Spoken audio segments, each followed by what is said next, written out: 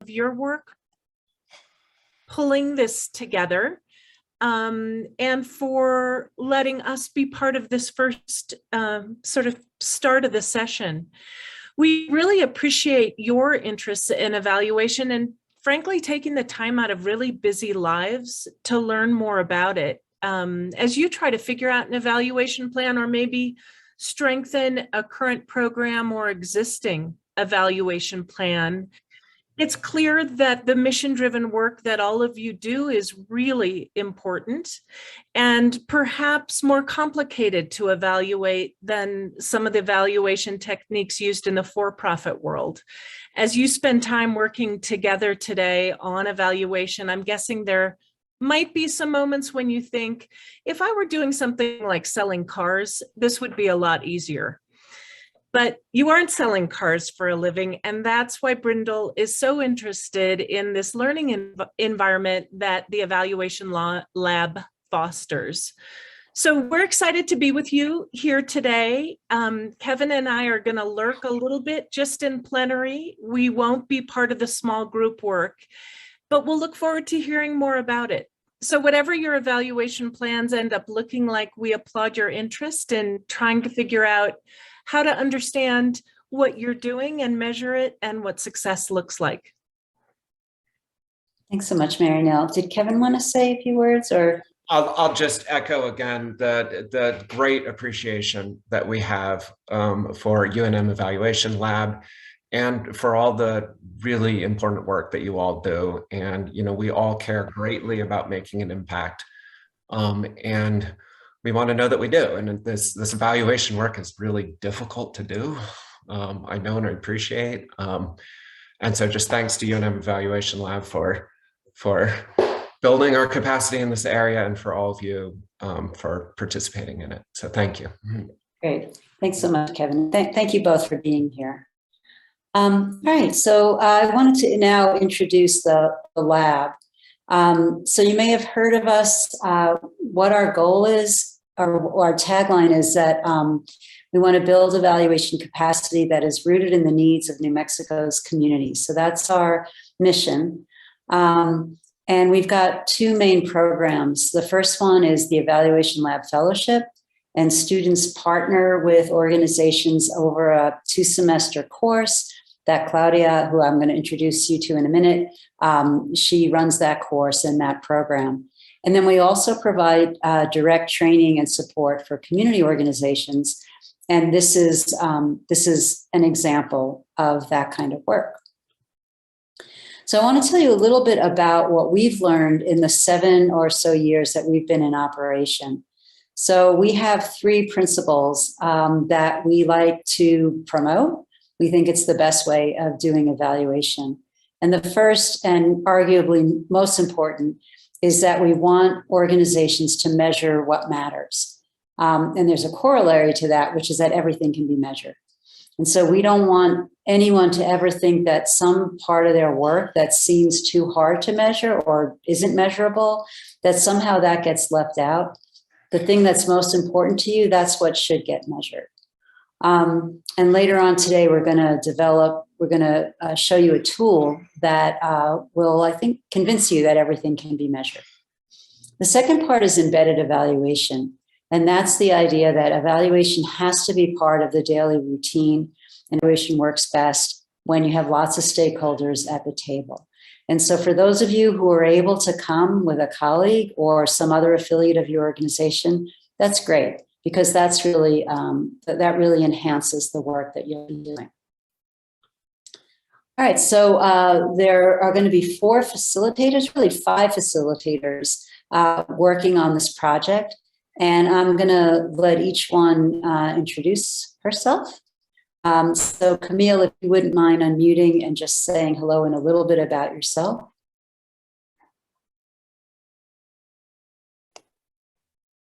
I'm sorry, did you, it cut out. Did you say me, Melissa? I was wondering if you could introduce yourself. Oh, okay, yeah. Hi, everybody. My name is Camille Velarde, and I am a former fellow of the UNM Evaluation Lab. And from that point, I started working at UNM prevention research study where I do a prevention research center where I do evaluation work. And I'm happy to be here to help you guys on your journey to doing evaluation work within your organizations. Thanks, Camille. Claudia? Hi, I'm Claudia Diaz. I'm the director of the Evaluation Lab and the Fellowship Program. And yeah, I've been doing evaluation for 20 odd years in some capacity or another, but more purposefully engaging with nonprofit for the past 6 years through the lab. Thanks, Claudia. And I'll just give a little bit about myself. I'm Melissa Binder. I am an associate professor in the economics department, and I direct the Master of Public Policy, and most of our fellows in the evaluation lab come from that program. Along with others, I started the evaluation lab about 7 years ago. And it's great because before I went to graduate school, I was a community organizer. And I feel like I love this work. I love working with community organizations, and I'm really happy to be here. And then our next facilitator is Ranjana. Hi, my name is Ranjana Damle. I have been an evaluator for about 20 years. I retired from UNM, but I still do consulting, and I'm still part of the lab. I have been with the lab for over 3 years, and I have been working with many nonprofit programs over last few years of my work. And I love to work with Evaluation Lab. I think it's a great program and great opportunity. Thanks, Ranjana. And then I want to introduce you to Charla Orozco. She's the person who's going to be leading the monthly sessions, the ECHO Learning Community. So Charla, if you wouldn't mind unmuting and introducing yourself. Sure, thanks, Melissa. So my name is Charla Orozco. I started with the lab back when it actually started as a fellow about 7 years ago now, I guess. And I have been working in evaluation, I guess, in some capacity ever since then. So I've done several consulting projects and individually, and then also continued to work with the lab every year in some capacity or another. So whether it was with the students as a team lead, or with the Summer Institute, or with the ECHO Learning Community every month. So I've been just kind of hanging out, and everybody's been, tolerating my continued participation. So I'm really looking forward to getting to know everybody in this group and introducing you all to those who continue to meet with us monthly in the learning community. And I'll talk a little bit more about that in a bit. Yeah, so here's your slide. Oh, wait, Oh, awesome. and then I'll get right back to you, okay? Okay. All right, so what is this learning community that you all signed up for? So there's several elements. The first one is today's orientation. And what we want to go over today is what is evaluation? And then 2 tools, which are logic models and a tool for measuring what matters. And so that's our goal in the next couple hours, is to help you get oriented really to the project of evaluation. The program also involves one-on-one remote consultations with your facilitator. So we're going to break out into 4 groups, and everyone will have a facilitator that will be their person to work with over the year. And then Charla directs the Evaluation Lab ECHO Learning Community, and she will provide one-on-one feedback to you in the case, and we hope that you will be sharing in that community. And so that is opportunity to build relationships and for peer learning. And then this link here, we're not going to put it in the chat yet, but when we're ready to show you something, that's a place to go for other resources that we provide in the Evaluation Lab. Okay, so a little bit about the one-on-one consultations. We're going to ask that you complete the first one in the next 3 months, and so on, second one in the 3 months after that, and so on. And at the end of today, we'd like you to, before you leave, to be sure that you've scheduled your first consultation. And again, I want to thank Brindle Foundation for making that possible. We've never set up a learning community in this way before, and we're really excited to see about the combination of group work and individual one-on-one. We're really curious to see how that works out, and we're pretty optimistic that it's going to be awesome. So a little bit more about those consultations. We have technical expertise, but you are the content experts, and we really respect that. And then just if you're thinking about, well, you know, I'm going to have this hour of evaluation, what do I want to talk about? And so we just have some topics to get you thinking, unless you already know exactly what you need help with or what you'd like to just bounce off of us. Here are some things that you might want to talk about. And then we ask that if you are working on something specific and you want us to review materials, we would appreciate getting those couple days at least before the scheduled meeting. All right, so I'm going to go back to Charlotte. Let Charlotte tell you about the online learning, the ECHO community. Excellent. Thanks, Melissa. So as Melissa kind of alluded to, we have this monthly learning community. It meets the third Tuesday of every month from 9 a.m. to 10:30 a.m. And it's very informal. It's really an opportunity for you to listen to and work with peers who may be kind of experiencing the same evaluation struggles or successes. And it's an opportunity for you to both give feedback to others who are possibly doing similar, who possibly have similar programs, who might be doing similar types of evaluation, or to receive that feedback from those peers. So we would love to have you share. The agenda usually is, it opens with me just giving a couple of announcements. And then I usually like to have two organizations share about one of the things that they're working on in their organization. So whether that's a logic model that you just had your consultation on, or it's a survey that you've been running for several years, you can give about 5 minutes just to share about what your evaluation piece is. And then folks from the community will give feedback on that process or on that instrument or whatever it might be that you're sharing. It's also a nice opportunity, like I said, to connect with others who are doing similar work. So maybe you find other organizations who are in early childhood and you might be able to talk to them about how they evaluated a particular piece of their program. So it's a really nice place to come and meet other people. We also offer a didactic in every session. So on March 15th, we'll be meeting again and we'll be hearing from Claudia and we'll be looking at surveys. So I hope that I'll get to see everybody there. This is a quick glance at what this will look like for the next several months. And if you have any questions in the meantime, I will drop my email in the chat. Otherwise, I will look forward to seeing you all there and hearing from you and getting to know you better as the months go on. Thanks so much, Charlotte. I'm going to break here, to see if there are any questions. Let me just stop the share and see if anyone has a question about, basically, I just outlined what this program is. Hopefully that's what you thought it was going to be or close to. So if there's any questions, please feel free to unmute and ask or go ahead and type a Q into the chat.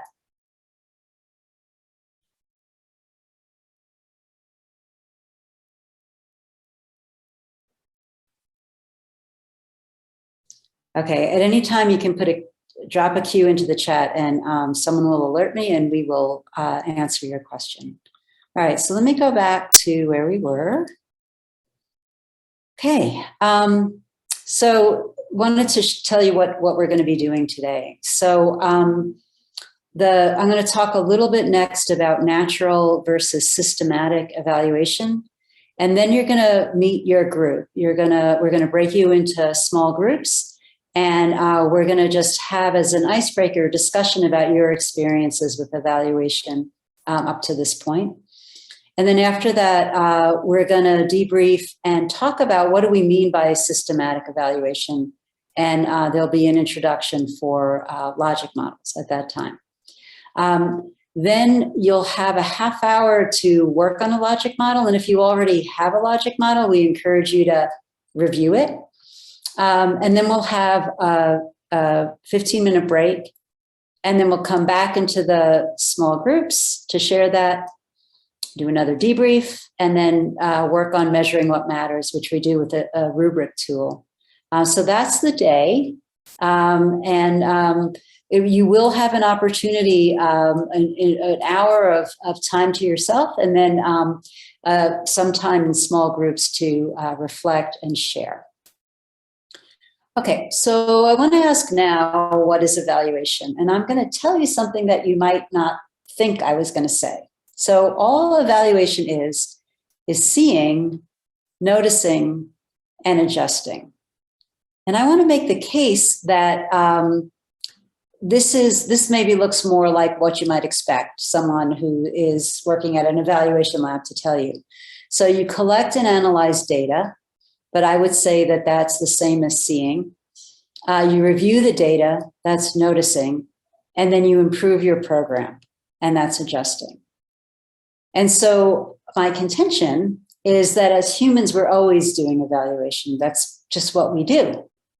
So I'm going to call that just ongoing process of seeing, noticing, and adjusting natural evaluation, because it's something that comes naturally to us.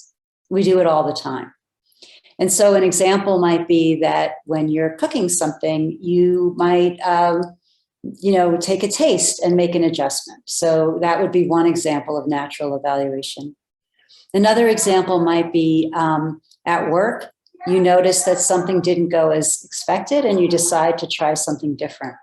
So in our personal lives, as parents, as in relationship with friends, and at work, we're always doing evaluation. And what we hope to do through this program is help take your natural evaluation process and make it intentional. And part of making something into systematic evaluation is really putting it on a schedule. And so these three parts of seeing, noticing, and adjusting, I'm going to give you a list that's going to sound more, that is a systematic evaluation. So you may collect data at set times and analyze data at set times. So see and notice at set times. You would review data in a meeting so that you're having others in your organization take a look at at seeing together. Then you might make a program adjustment, and then you would repeat. So that's it. That's what evaluation is. And I really just want to emphasize that I know that you're already doing evaluation, and we're here just to, make it a little more satisfying, maybe, make it more formal so that you can explain it to others. But for the most part, what we really want to do is help you design systems or design evaluations that will help you meet your mission. Okay, so I think that's it for the slides. Let me just stop and see if there are any questions. And then after that, we're going to go into our small groups.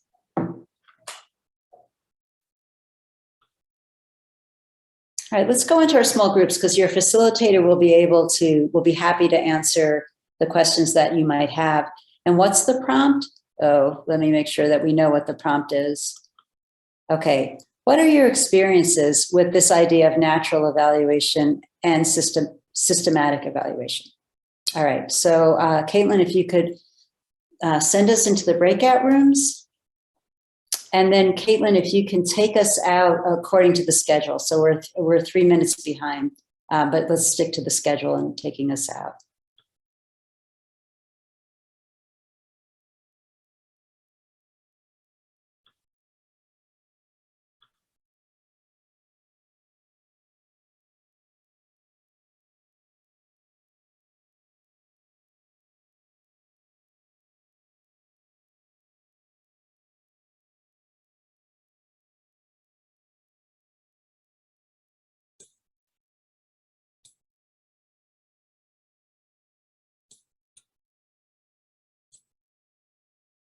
Beverly, I'm not sure which organization you're with. With Powhatan Pueblo. Oh, okay. 1 second. Let's see where we have them.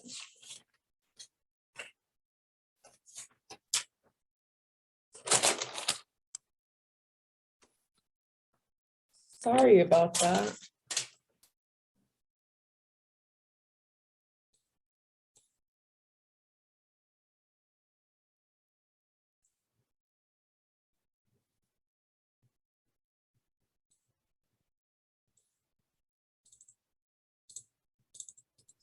I was just saying to my group, I'll see you again soon. Before I got. Okay. All right. So let's debrief. Let me pull up a slide to like get myself focused, and maybe that will help you focus too. Okay. Debrief. Got it. All right. So does anyone just want to share a little bit about the conversation you had, what you learned about another organization, just anything that occurs to you?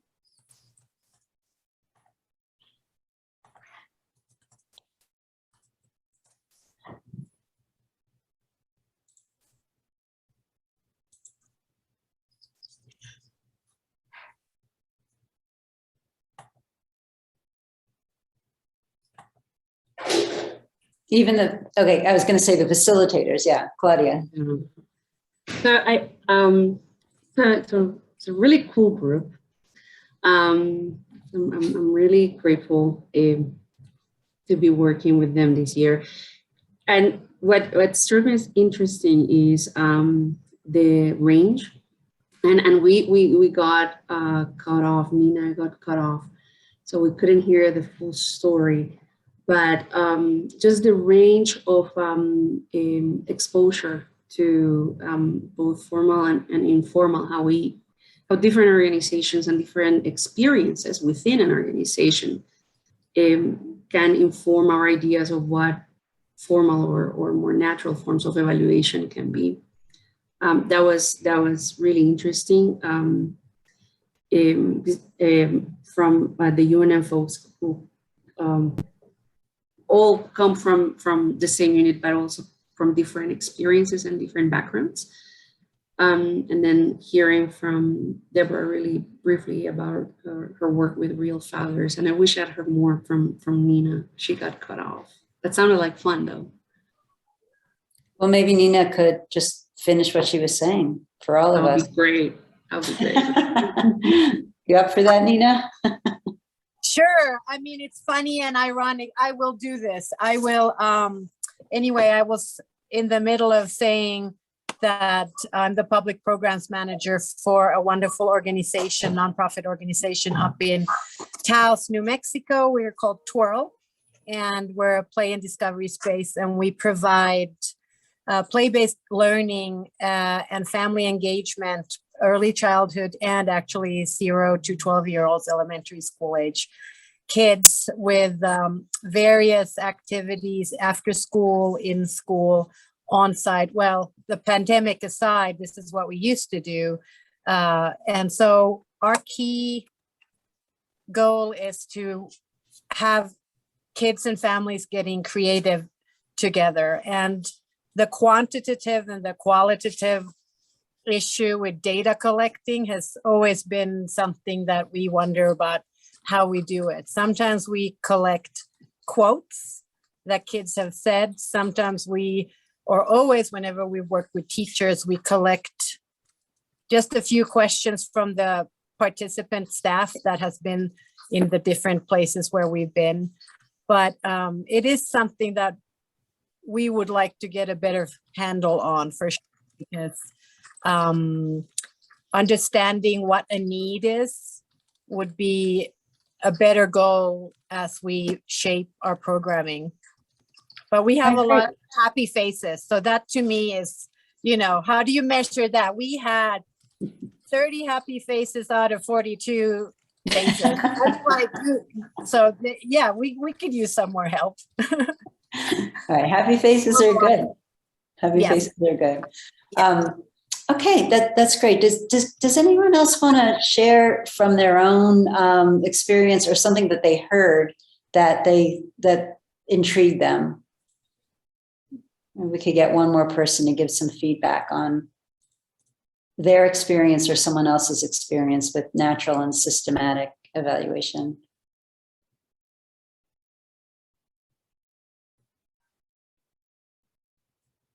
Go ahead, Deborah. Oh, you need to unmute.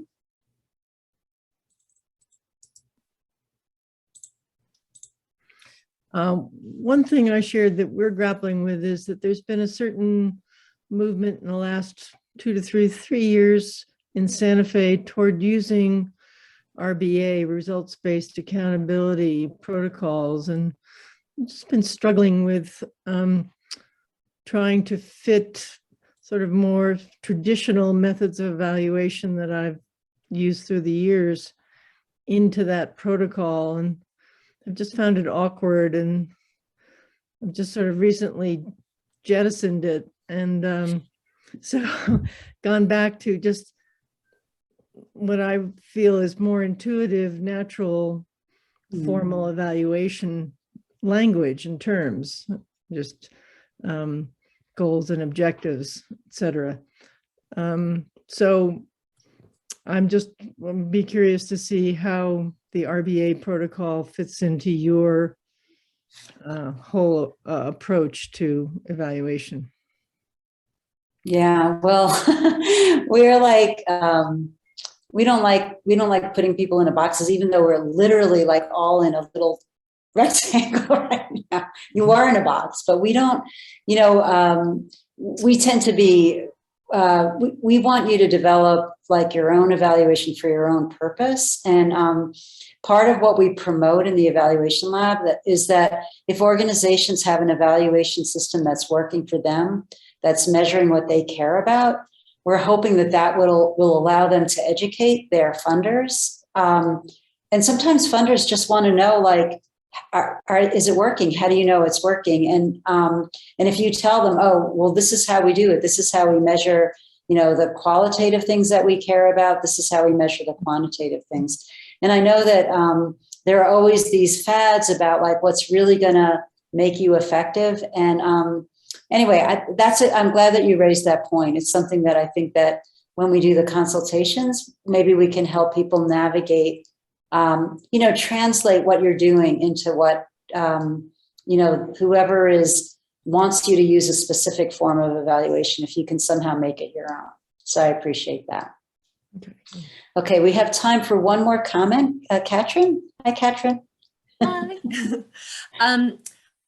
We didn't talk about this in our group, but it really ties into what Deborah was just saying. And I think it's an issue in education and specifically early childhood is that, we want to know the impact on kids.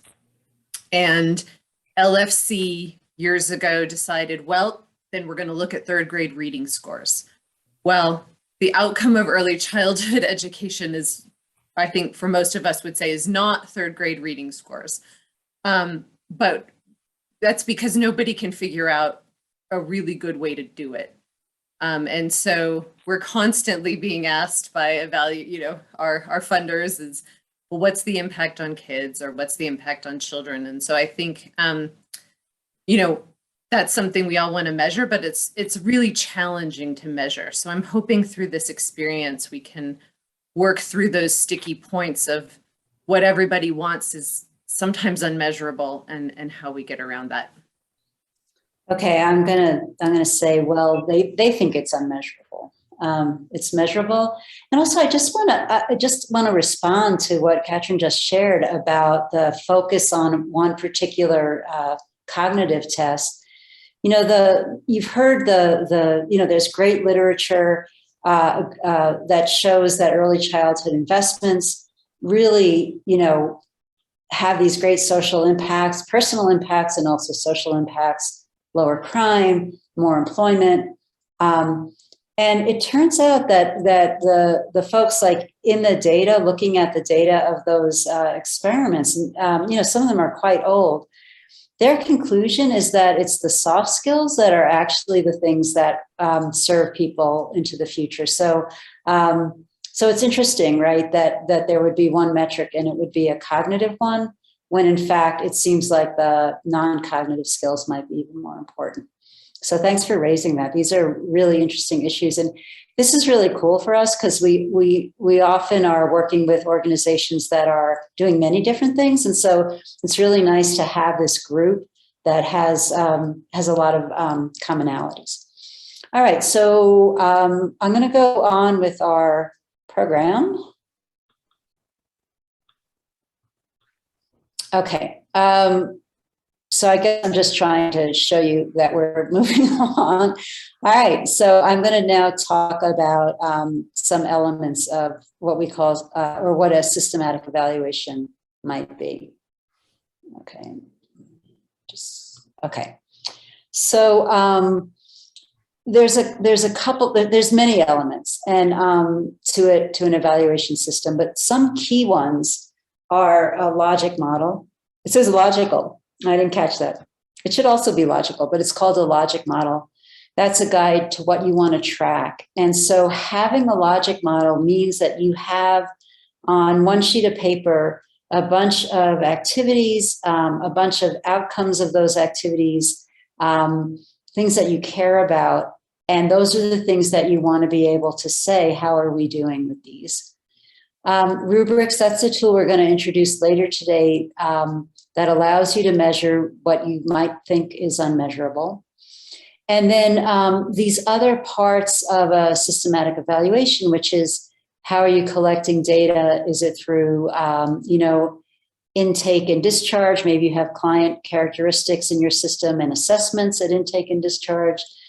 Do you have surveys, focus groups, interviews, program artifacts, like maybe a portfolio of a child's work? And then also a review process. And so we've really tried to make this into a bare bones so that you can see that you can just adopt a few pieces to move, if you have a natural evaluation, into a more systematic evaluation. And also, if you already have an evaluation system going, how you might add to it. And so today, we're just going to touch on two elements that we think are really, really important. And then through the consultations in the ECHO Learning community, you saw that starting on March 15th, the first ECHO group is going to be about surveys. And so we're hoping that you'll be able to gather things that will help you see, notice, and adjust in a way that will be effective. All right, so I'm going to move into the discussion of logic models. And I just wanted to remind myself to tell you that if you already have a logic model, I'm hoping that, that there might be something new that I'm going to introduce, or maybe not, but it's always good to review your logic model if you have one. So what is it? You could define it as a one-page description of your program that shows the connection between day-to-day activities, resources, and your outcomes and mission. It could be a chart, an illustration, or a table. And a logic model that's actually useful to your organization will be something that you revisit, that you review regularly. Okay, so we think they're awesome. So why? One reason is that it gives you a shared vision, especially if you develop it with stakeholders, with other people in your organization, maybe from your board, and it would be great to have clients. Everyone has the same idea about what the organization is. And then the second reason is really for evaluation. It tells you what you want to track, or what you can track, or what you're going to track, rather. And it provides guidance for you on how to become even more effective. And then it also communicates your program to the public and funders. And then it does help you review your logic. We do run a summer institute, and we'll be telling you about that later on, just probably via email. But we had one group that had a program to prevent domestic violence, and they looked at the logic and they were like, "This doesn't make any sense." So that was both a good and a bad experience for them. Okay, so what are the components? So there's 6 things that logic models typically include. So resources and inputs. What do you need to do your program? That's what resources and inputs are. Activities, I'm going to go through these actually. I'll just read through them and then I'm going to go through them one by one. Outputs, short and long-term outcomes. And then it also articulates your assumptions and external factors, which might be barriers. They might also be opportunities. All right. So this is a very simple logic model about hosting a birthday party. So we're just going to go through it so that you can get a really good feel for what these different columns are. So resources are what you need. So you need someone to host it. You need someone whose birthday it is. You need space, you need food, you need cake, and so on. And the activities are what you do. So it's what you're going to plan to do. And in this case, you might be eating, singing, cutting the cake, opening the gifts, beating the piñata, and so on. Okay, so those are two things that are pretty straightforward. Then we have this word output, which is a little, what do we mean by that? We mean it's the evidence that you did the activities. So were there guests there? Were there gifts there? Were there games there? Was food eaten, and so on? So those are all quantitative. We can count those. And then we also, you can also think of outputs that are qualitative. So were people having fun? Were they engaged? Was there enthusiasm? How was the atmosphere? Was it welcoming and comfortable? And so your outputs are evidence that you did what you said you were going to do. And they can be, again, both things that you count and things that you want to see. And maybe you don't know how to, maybe you can't count. Okay, and then your outcomes. The outcomes are how your program affects the participants. So do you make a difference? Do they leave a little bit different than they came in? And so at the short term, you might want to have some happy feelings that the birthday person, the birthday girl or boy has, and that the attendees had a good time. And then you might have something that you want your participants to carry into the future. And so the example here in the long term is that the birthday person has fond memories of the party, and that the party maybe affects the guests and that they use some of your ideas in parties of their own. And then we'll move down to the assumptions. And so the assumptions are why you think this is a good idea. Why is your program a good idea?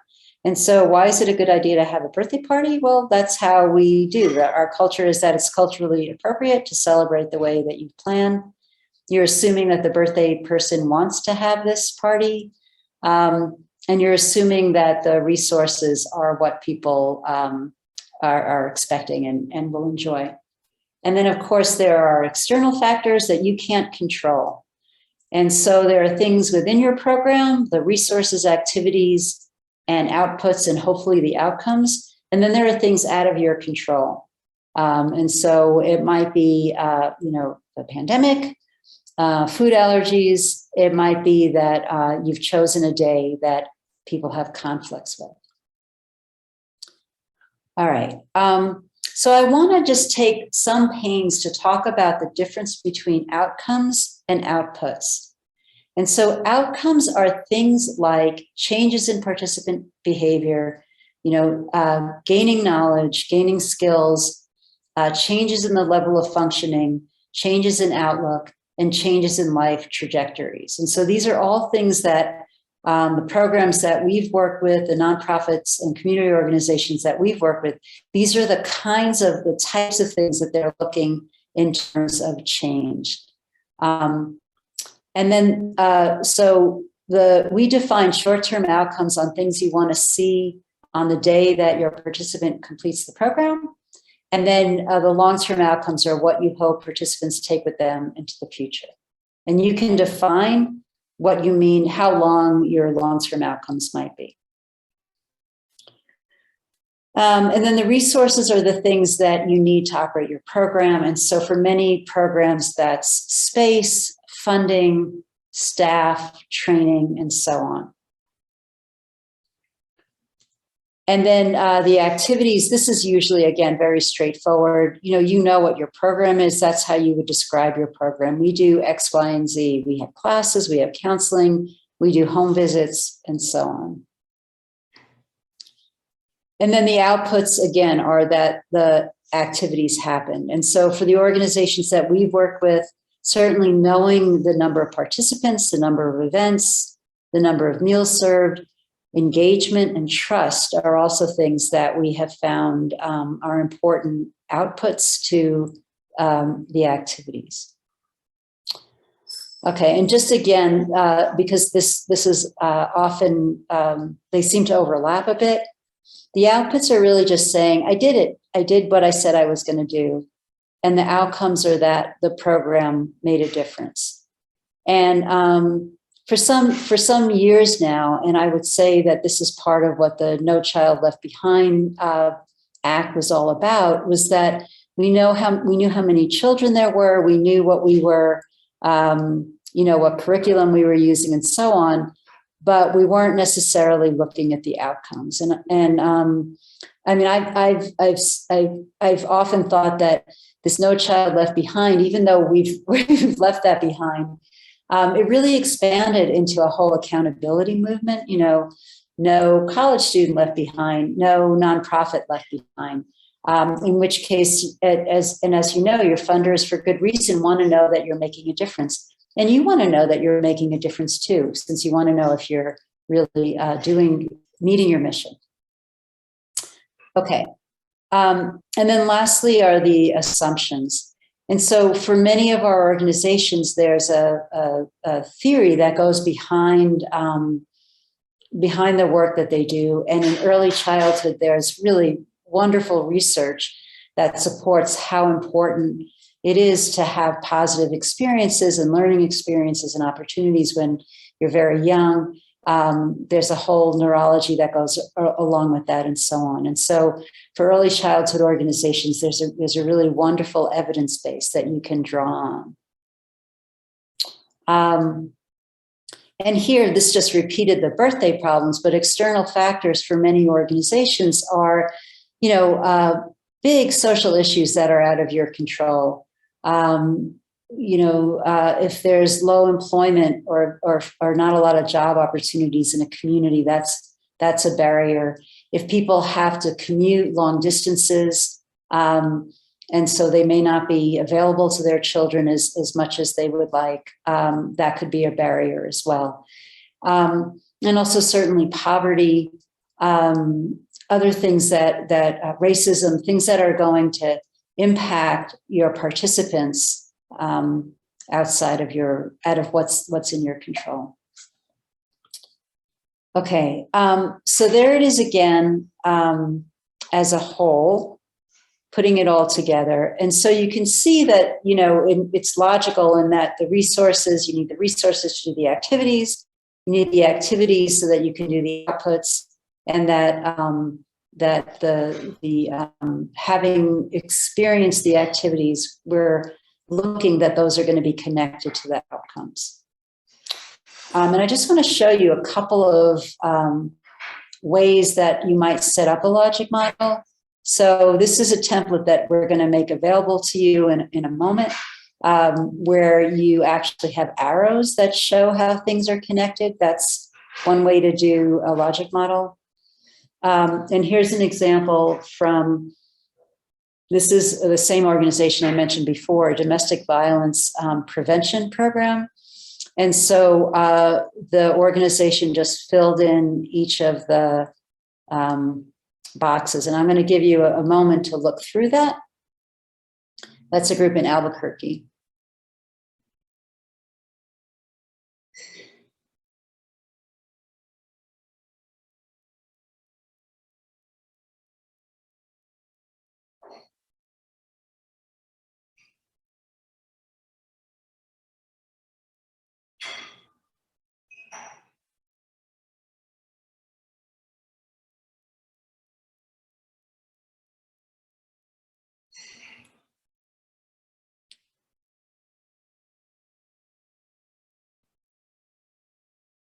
And I just want to point out that their assumptions are that domestic violence survivors are the best change agents to prevent future domestic violence.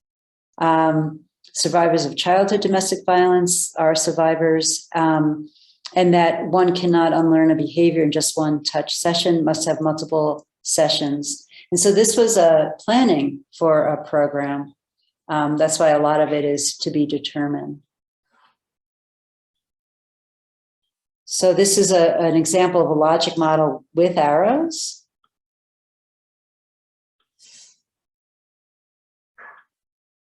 And then this is a simpler one, which is just, you can make lists. And I'll give you an example of one that looks like this. Now, it's interesting to me that I said, I'm going to give you one that looks like this, and this one doesn't really look like this. And this is where we really encourage you to build a logic model that fits your organization. And so this was also a planning, this is a project that we helped them in the planning stages. And it was called Youth Blast, and it was to provide a place for disconnected youth to have a center to go to. And so, so for them, the resources and inputs are there, just where you would expect. But their activities, they had 4 sets of activities that they had in this continuum from safety and basic needs, relationships, mastery, and empowerment. And so they had, you know, that's really where they built the logic into their logic model.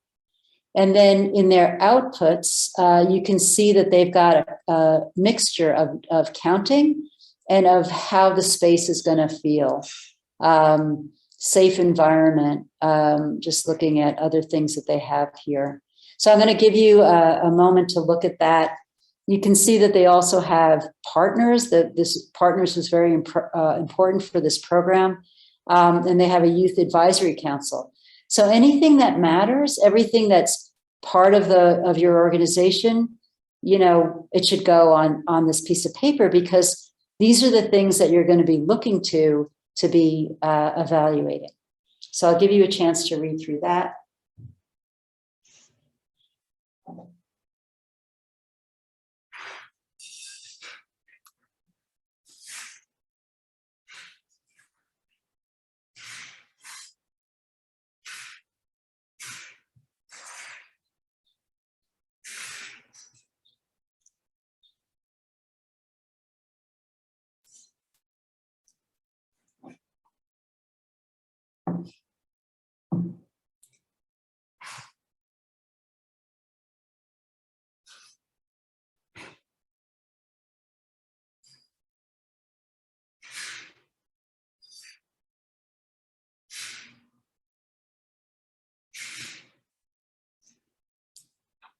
Okay, and here's another logic model, just so that you can see that it doesn't have to be in a box. So this was a logic model that one of the evaluation fellows developed, and they've got their inputs as the water, they've got the stalks as the activities, and they've got the corn as the outcomes. And so you can see that the logic model doesn't need to be a bunch of boxes. Okay, sorry about that. All right, so let me stop there and just see if there are questions. If there are questions, and I see in the chat, yeah, we have actually this PowerPoint is available, and actually this would be a good time. Caitlin, are you able to drop the link into the chat? This is a link to some materials for you, which I'll show you in a second. But I'd like just to stop here and see if there are questions about logic models. Maybe you've done a logic model in a different way and you have a question about, you know, why we recommend doing it the way that we do.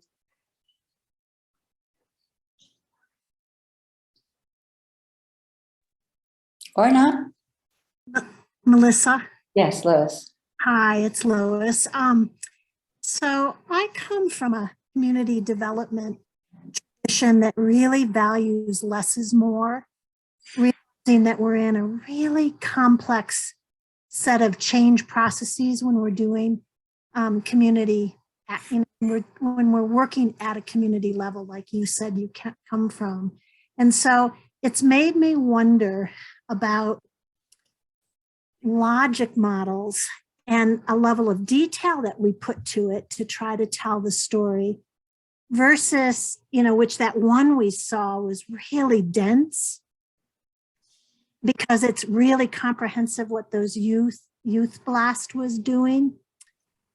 And it makes me wonder, is there something that has to cut through that is simpler, that helps you watch just a couple things?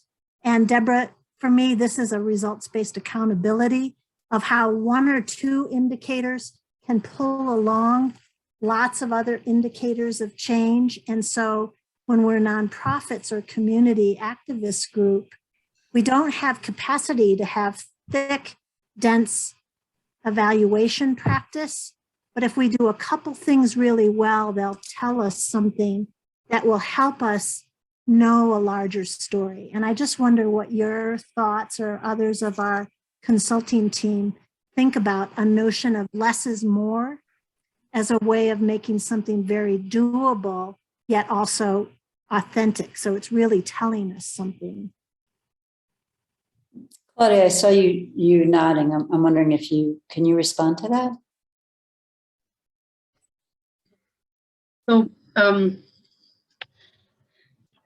So there's a two-part, I don't know if it's an answer, but my 2 cents to this is that the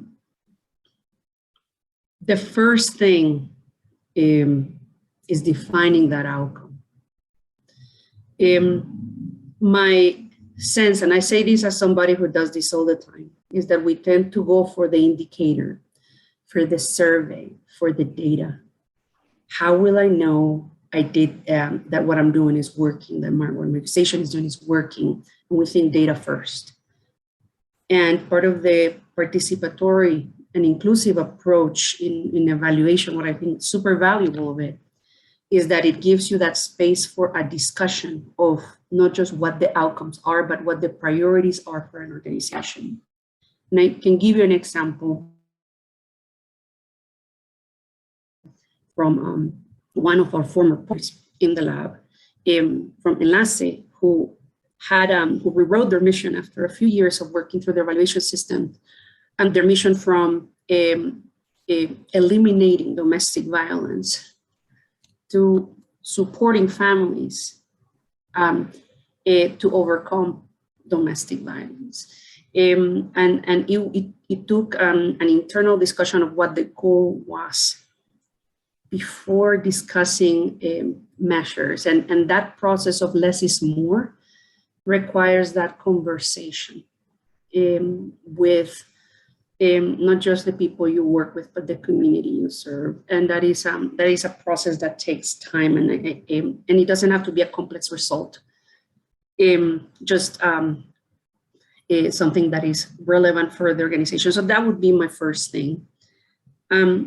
Once that is set up, then you can start into if the important thing is, going back to the example, supporting families to overcome the current or previous trauma from domestic violence. If that is the goal, how do we go there? What are we doing as an organization to support them?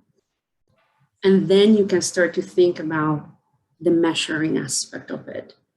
The thing with starting with what is the one indicator that tells me that I'm doing fine is that this thing that you've observed, this fishing expedition that results in a lot of indicators where you get lost in the weeds, can be super frustrating and painful. And I say this again, not as somebody who is outside and never done it, as somebody who's done it, and I have to remind myself not to do that. So I would just start with the outcome, focus the outcome first. And as I said, that's not something that, if it's a small organization, I can see how one person can sit down and do it, but it's a conversation and work back from there. Because it can be, your less is more is something I 200% endorse. But for you to do less is more, you have to do the bulk of the work up front to define the priority. And that requires a lot of back and forth. Does anyone else want to add to that discussion, facilitator or participant? Thank you, Claudia, for that thoughtful response.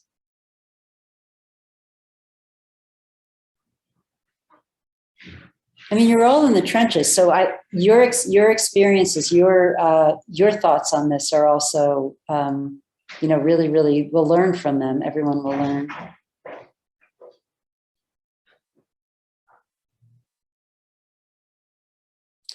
I guess those logic models that you were looking at, especially the YouthWorks one, that was done with a group. And so there are big pieces of paper on the walls and long lists. And I can see how that's maybe, it's a little overwhelming how many things they were trying to do. And they were trying to do those. I think that part of developing a logic model is getting everything down and then seeing how you can group things so that it makes sense to you. I'm just encouraging you not to leave out. If you're like, I want my values on this piece of paper, then put your values on it. I look to the logic model as anything that you care enough about that you want to know if it's happening. And so maybe it's a lot of things, and maybe it's a few key things that are going to be in your logic model. Okay, shall we? And again, we we're going to give you some boxes, but we don't want you to feel confined to those boxes. And we want you to make the logic model what's going to be useful to your organization. So let me go back and see how I want to, where I want to go with this. So our suggestion is that when you start with the outcomes. And that's because, that's where you want, that's the thing that's closest to your mission. And most organizations, I would say all organizations that we work with have a really clear idea about what they want to happen, what they want their program to do. And so we suggest starting there and then going backwards to activities and then outputs and then working on the rest. And we've got a guide for you. And I think if I click on this, I'll get to that place. Okay, so the link that Caitlin shared in the chat should bring you here. And this is where the agenda is there. This presentation is there. And then we've got the logic model in Word and PDF so that you can work with it. And this repeats the different definitions. And then it gives you the templates. And then we've also got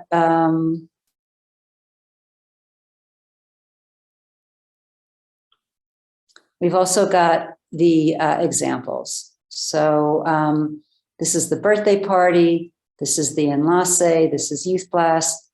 Here's another one that actually still has a lot of stuff in it.